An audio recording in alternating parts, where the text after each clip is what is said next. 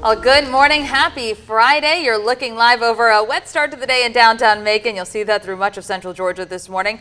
The time is now 6:30 on this November 11th on this Veterans Day. I'm Caitlin Heck. And I'm Wanye Reese, sending a huge shout out to all of our men and women in uniform who have proudly served our country. We are so thankful for your service. Now we have so much coming up later in the show to celebrate you. For now, though, we're going to go over to Alex. He has a look at our forecast. Yeah, Caitlin and Wanye, we're waking up to rain and wind on this Veterans Day across central Georgia. Tropical Depression Nicole currently located over us as we speak. Here's a look at what's going on right now. 67 in Macon, 66 in Warner Robins, 70 there in Soperton, 68 in McRae, and 69 in Sandersville. Here's the radar loop over the past 6 hours or so. This was the last rain band that came on through right around 4 this morning. Ever since that moved through, I think our tornado threat has completely gone away. Now the center of the storm located near Butler, lifting up towards Roberta as we speak, and we're going to be watching that here through the morning hours. So a light rain, parts of Jasper County, Putnam down into Jones, Monroe County getting in on the action as well. Upson, almost all of Crawford County covered up, as well as Bibb County. But the back edge down towards Cochran, Perry, Montezuma,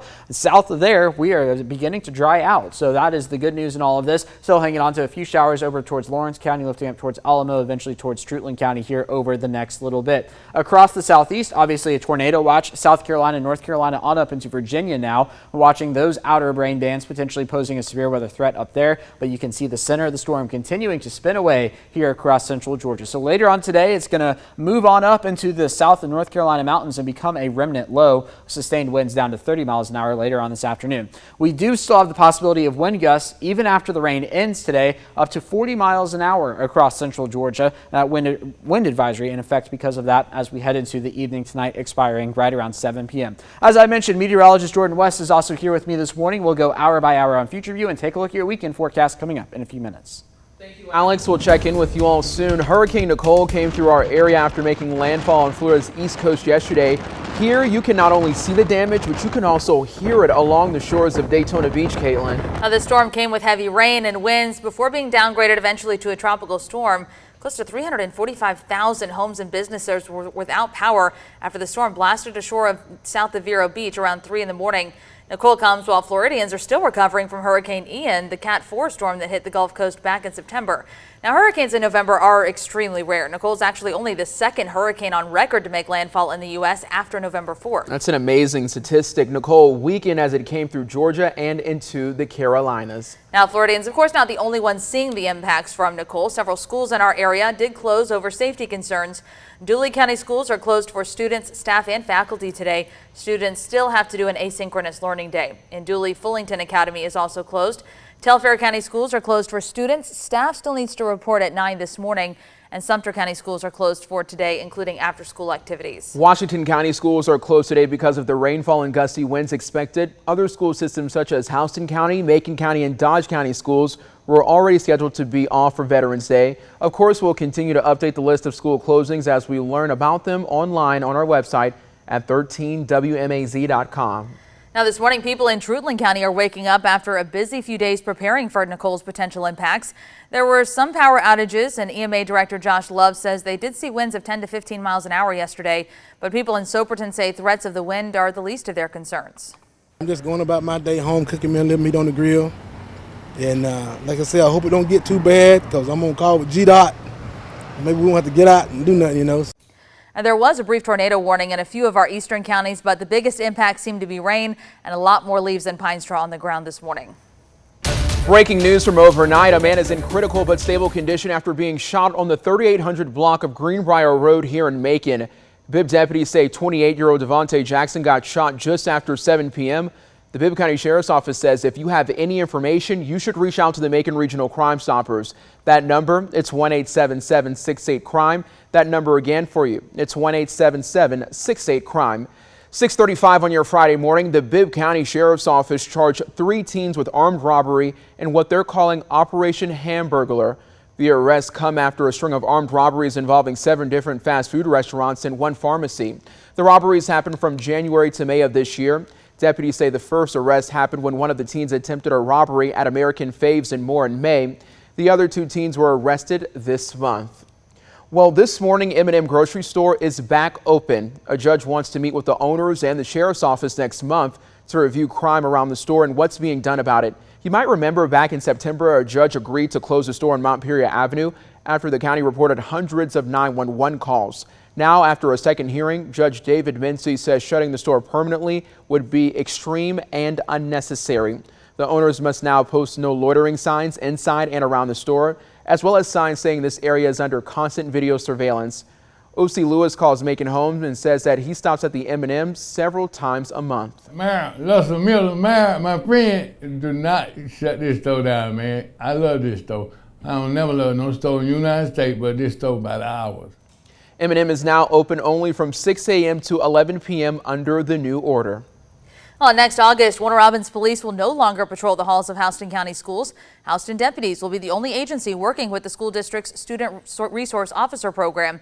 Captain Clay Chambers with the Houston County Sheriff's Office is in charge of the school division. He says right now they have 11 SROs working with the district, but they plan to add 11 more positions over the next 9 months, bringing the total to 22. Tamika Simpkins says she's concerned about student safety even with those new hirings planned. Our children are constantly in danger. When we asked about metal detectors, you guys are more worried about the appearance of the school than the actual protection. I've come from an area where they have way worse crime, and the schools have implemented different procedures and policies to protect their children. A chamber says middle schools will have 1 officer, high schools will have 2, and in addition, each SRO will be assigned primary schools. The district was not available yesterday to talk about the issue, but they did provide a statement Monday saying in part that the change would not reduce the number of SROs they currently have.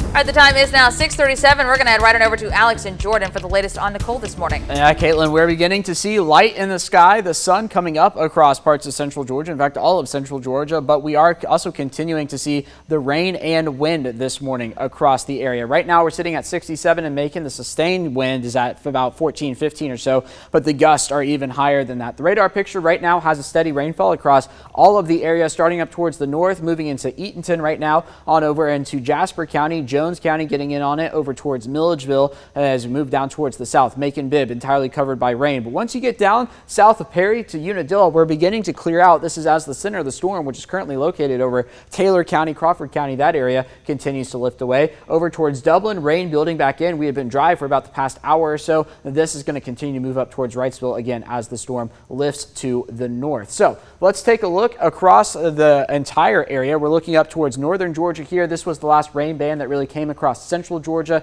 and as that continues to lift towards the north, that pulled the tornado threat away and no longer a concern for us. Still looking at that watch back out into South Carolina, over into North Carolina this morning, and that has also been extended up into Virginia. A tropical depression as of 4 a.m. winds sustained at about 35 close to the center of that storm, so we're likely looking at higher sustained winds than that 15 to 20 that we were seeing in Macon once you get over towards, say, Upson County, Taylor County, that area. But look at the cloud cover extending way up to the north now as the storm is transitioning and becoming an extratropical system. The plan is for that to happen later on this afternoon with sustained winds down to 30 by about 1 p.m. as it moves into the mountains.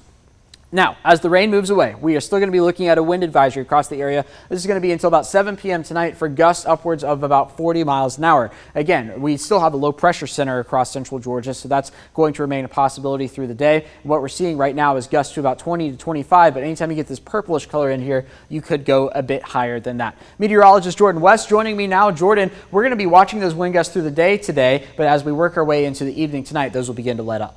Exactly. The storm is making its way northward, so on and up, out of our hair finally. But we got to get through these wind speeds first. This is now 7 a.m. on our future view, and like Alex said before, seeing a lot of dark purple in there, so those wind gusts could get all the way up to 40 miles per hour, if not the lower 30 mile per hour range. As we head into 2 o'clock on your way to pick up those kids from school, most of the storm will be to our north and east, but those wind speeds still up in the upper 20s. Now moving into 5 o'clock dinner time. Again, storm still moving north and eastward by 8 o'clock back in the teams in terms of wind speeds. Now Saturday, another different story. We got that cold front coming through, so much of the southeast will see wind speeds and wind gusts in the lower 20 mile per hour range. Sunday, similar situation as that front really makes its way through central Georgia. Let's check out the rain now as that rain makes its way through central Georgia. For starters, this isn't nearly as much rain as what I really think we're going to get. This particular model I think is overdoing it. Most of the rain is already in and out of central Georgia as we speak. as we head into 2 o'clock, on your way to pick up those kids from school, it'll be mostly just